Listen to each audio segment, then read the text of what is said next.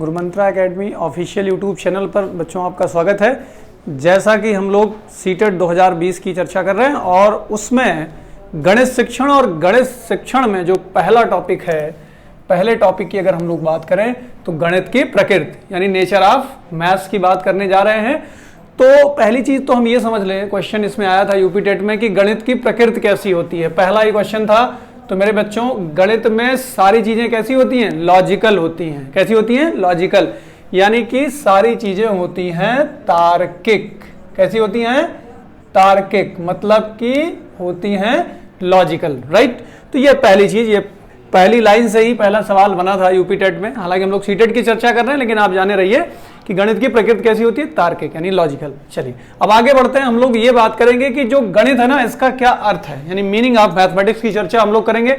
तो सबसे पहली चीज, जो गणित है वो बहुत ही महत्वपूर्ण विषय है, इंपॉर्टेंट सब्जेक्ट माना जाता है बच्चों के पॉइंट ऑफ व्यू से, क्योंकि देखा जाता है जनरली छोटे बच्चे हैं, अगर उनकी मैथ बढ़िया है, ठीक है, तो जनरली गार्जियन वगैरह क्या पूछते हैं भाई, पड़ोसी भी क्या पूछते हैं कि बच्चे को कितना गिनती कितना पढ़ा आ रहा है, ठीक है, गिनती पूछ लिया क्या होगा उसमें। तो ये सब सारी चीजें तो बच्चों के पॉइंट ऑफ व्यू से बहुत ही इंपॉर्टेंट सब्जेक्ट है। दूसरी चीज, गणित को इंग्लिश में क्या बोलते हैं? मैथमेटिक्स बोलते हैं, राइट। तीसरी चीज, इसकी जो ओरिजिन, इसकी जो उत्पत्ति हुई है वो मैथनोलर्न शब्द है, एक ग्रीक भाषा का शब्द है मैथनोलर्न, जिससे इसकी उत्पत्ति यानी ओरिजिन मानी जाती है, जिसका अर्थ होता है गणना सीखना। भाई मैथनो यानी गणना, लर्न मतलब सीखना, तो मैथनो लर्न का मतलब होता है गणना सीखना। तो ये पॉइंट रहा। अगले पॉइंट पर चर्चा करें कि गणित का जो प्रारंभ है, यानी गणित की जो स्टार्टिंग मानी गई वो कहां से मानी गई? गणित की स्टार्टिंग गिनती या अंक से मानी गई, राइट। गिनती या अंकों से क्या बनेगी? संख्या, और संख्याओं का एक सिस्टम बनेगा जिसको कहा जाएगा संख्या पद्धति या नंबर सिस्टम, राइट। इसके आधार पर, नंबर सिस्टम के आधार पर गणित की कुछ मुख्य शाखाएं विकसित की गई। तो नंबर सिस्टम के आधार पर जो गणित की मुख्य शाखाएं विकसित हुई मैथ्स की, वो पहली अंकगणित यानी अर्थमेटिक, दूसरा बीजगणित यानी अलजेब्रा, और तीसरा रेखा गणित यानी ज्योमेट्री। तो ये तीन मुख्य शाखाएं विकसित हुई किसके आधार पर? संख्या पद्धति के आधार पर, ठीक है। ये थोड़ा चीजें आपको ध्यान रखनी है। अच्छा, इसमें एक चीज और कि अगर गणित कह दे कि भाई गणित शब्दों में क्या होता है, कोई पूछे नॉर्मली गणित क्या होता है, तो हम लोग देखते हैं कि मैथ्स क्या होती नॉर्मली। तो मैथ्स का मतलब जहां हम लोग कैलकुलेशन ज्यादा देख लेते हैं, बोल देते हैं भैया यहाँ मैथ है, ठीक है, सीधी सीधी बात। तो कहने का मतलब गणित का जो शाब्दिक अर्थ अगर हम बात करें तो कह सकते हैं वो शास्त्र जिसमें गणनाओं की प्रधानता हो। किसकी प्रधानता हो? गणनाओं की प्रधानता हो, यानी ऐसा सब्जेक्ट जिसमें कैलकुलेशन को प्रायोरिटी दी जाए, ठीक है, वो क्या है? वो मैथ है, राइट। इतनी चीजें क्लियर हुई। तो सबसे पहले हमने चर्चा की कि गणित का अर्थ, इसके बाद हमने बताया कि गणित का प्रारंभ, और तीसरा गणित को शब्दों में क्या कहेंगे। अब हम लोग देख लेते हैं कि गणित संबंधी कुछ परिभाषाएं होती हैं, ठीक है। कुछ मनोवैज्ञानिक, कुछ मैथमेटिशियन, ठीक, कुछ साइंटिस्ट ने अपनी अपनी परिभाषाएं दी हैं गणित के संदर्भ में, उसकी हम लोग चर्चा करेंगे। तो सबसे पहले गैलीलियो महोदय का कहना है कि गणित वह भाषा है, गणित क्या है? वह भाषा है, ध्यान दीजिएगा, गणित वह भाषा है जिसमें परमेश्वर ने संपूर्ण जगत या ब्रह्मांड को लिख दिया है। यानी मैथ को वो लैंग्वेज माना है गैलीलियो जी ने कि जो गॉड है ना, उन्होंने क्या किया? पूरे होल यूनिवर्स को क्या कर दिया? राइट डाउन कर दिया है। यानी मैथ वह लैंग्वेज है जिसमें गॉड ने पूरे होल यूनिवर्स को राइट डाउन कर दिया है। ये गैलीलियो का कहना है, इंपॉर्टेंट डेफिनेशन है, ये आ भी चुकी एग्जाम में। अब अगली नेक्स्ट है रोजन बेकन। ध्यान दीजिएगा, रोजन बेकन के अनुसार, रोजन बेकन का कहना है कि गणित सभी विज्ञानों का सिंह द्वार एवं कुंजी है, यानी गेट एंड की है, राइट। क्या है? कि मैथ जो है ऑल साइंसेस की गेट एंड की है, ठीक। ये बहुत ही इंपॉर्टेंट डेफिनेशन है मेरे प्यारे बच्चों, ये पूछी भी जा चुकी है कई बार। तो ध्यान रखिएगा, गणित सभी विज्ञानों का सिंह द्वार एवं कुंजी है। किसने कहा था? रोजन बेकन ने। कुंजी से किसी चीज को क्या करते हैं हम लोग? ब्रेक करते हैं, तो ब्रेक से बेकन याद रखिएगा, राइट। आगे चलते हैं हम लोग हाग-बेन के अनुसार। तो हाग-बेन के अनुसार, हाग-बेन ने क्या कहा कि गणित संस्कृति एवं सभ्यता का क्या है? दर्पण है, यानी मिरर है, ठीक। कल्चर और सिविलाइजेशन का मिरर है मैथ, ठीक है। ये किसका कहना था? हाग-बेन का, ठीक।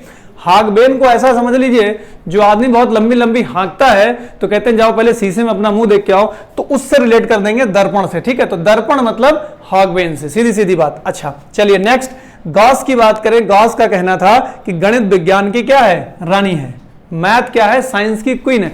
गॉस है कुछ खास कहने का मतलब इसके अकॉर्डिंग हम ध्यान रखेंगे कि उन्होंने गणित को क्या माना है, विज्ञान की रानी माना, यानी कुछ खास चीजें उन्होंने बताई, राइट। तो ये कुछ डेफिनेशन है जो मैंने आपको बताई, गैलीलियो की बताई, रोजनबेकन की बताई, हॉक की बताई, हॉकबेन की बताई, गॉस की बताई। तो ये थोड़ा सा आप ध्यान रखिएगा, इंपॉर्टेंट डेफिनेशन है, ये सब पूछी जा चुकी है, ठीक है। चलिए आगे हम लोग जो चर्चा करेंगे वो ये चर्चा करने जा रहे हैं कि गणित की जो अवधारणा है मेरे प्यारे बच्चों, गणित की अवधारणा, कंसेप्ट ऑफ मैथमेटिक्स, ये क्या है।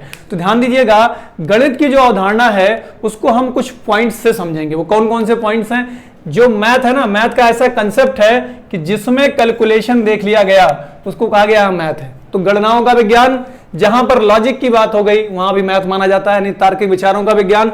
जहां पे हम लोग माप तौल, मात्रक और दिशा देख लेंगे, यानी कि मेजरमेंट, यूनिट और ये डायरेक्शन की बात करेंगे, वहां भी क्या है, मैथ है, राइट। और अगर हम लोग बात करें कोई चीज सिस्टमेटिक है, ठीक है, सिस्टमेटिक है, ऑर्गेनाइज्ड है और रियल है, तो वो भी क्या है, वहां भी मैथ है, ऐसा माना जाता है, ठीक है। तो हम लोग ये मेन समझेंगे कि मैथ का क्या कंसेप्ट है, जहां कैलकुलेशन है, जहां लॉजिक्स की बात होती है, जहां पे हम लोग मेजरमेंट की बात करते हैं, डायरेक्शन की बात करते हैं, राइट। जहां कोई चीज सिस्टमेटिक है, ऑर्गेनाइज्ड है और कोई रियल है, तो दैट इज कॉल्ड मैथ, ऐसा कंसेप्ट है मैथ का, ठीक है। तो ये पूरा मैथ के कंसेप्ट की बात की हमने।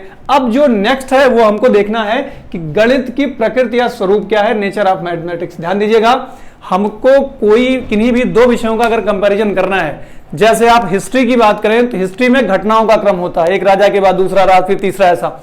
ज्योग्राफी की बात करें तो सारी चीजें मैपिंग के थ्रू, मैथ में बात करें तो सारी चीजें लॉजिक्स के थ्रू। कहने का मतलब हर सब्जेक्ट का अपना नेचर होता है, राइट।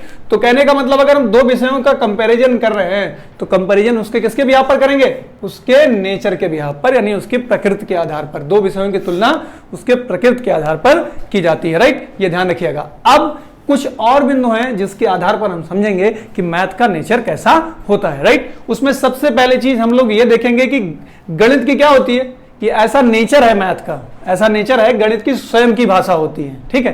हिंदी वाला टर्म नहीं यूज होगा मैथ में, मैथ वाली ही लैंग्वेज इस्तेमाल होगी। कहने का मतलब गणित की स्वयं की भाषा होती है, यानी इसकी सेल्फ की लैंग्वेज होती है। उसमें क्या क्या चीजें आती हैं, उसमें गणितीय पद आएगा, मैथमेटिकल टर्म आएगा, गणितीय प्रत्यय, मैथमेटिकल कंसेप्ट आएगा, सूत्र आएगा, फार्मूला आएगा, सिद्धांत, प्रिंसिपल आएंगे और सिंबल्स आएंगे, जैसे प्लस माइनस का देखते हैं सब सिंबल।